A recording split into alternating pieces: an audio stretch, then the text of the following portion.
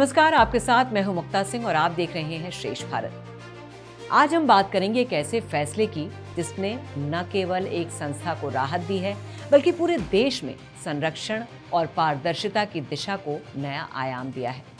जी हां, आज हम बात करेंगे वंतारा पर उस जांच रिपोर्ट की जिसमें उसे क्लीन चिट मिल गई है।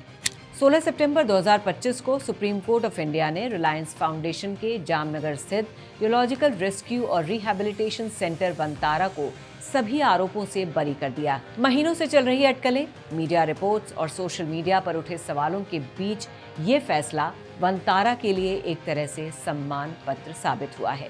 वंतारा पर जानवरों की तस्करी, गैर कानूनी खरीद फरोख्त और वित्तीय गड़बड़ियों जैसे गंभीर आरोप लगाए गए थे, लेकिन सुप्रीम कोर्ट ने साफ कहा ये सब आरोप तथ्यों की कसौटी पर खरे नहीं उतरे।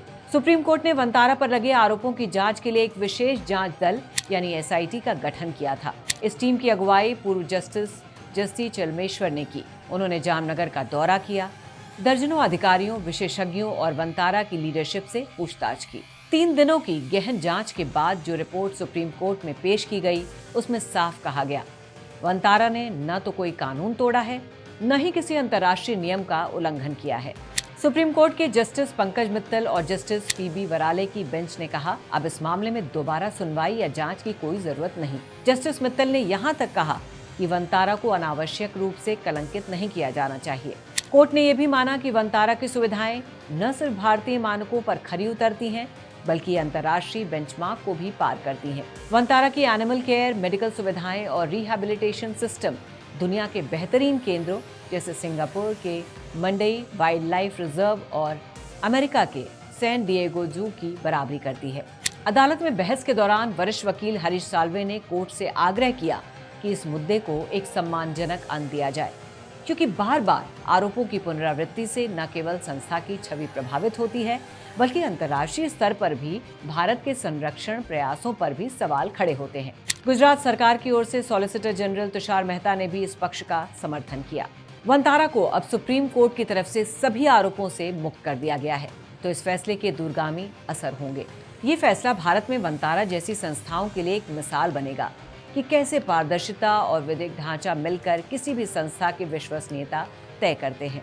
ये फैसला दिखाता है कि प्राइवेट और पब्लिक सेक्टर मिलकर वाइल्ड लाइफ के क्षेत्र में कैसे काम कर सकते हैं।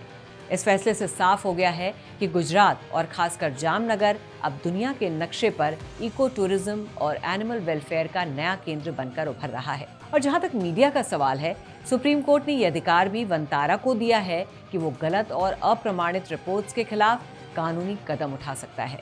तो दोस्तों, वंतारा का अर्थ होता है वन का तारा। सुप्रीम कोर्ट के फैसले के बाद वंतारा वाकई एक नए तारे की तरह चमक रहा है। भारत की न्याय व्यवस्था ने ये साबित कर दिया है कि जब करुणा और कानून साथ चलते हैं तो न्याय न सिर्फ होता है बल्कि दिखता भी है। वंतारा से जुड़ी खबरें हम आपको आगे भी बताते रहेंगे, तो जुड़े रहिए हमारे साथ और देखते रहिए श्रेष्ठ भारत।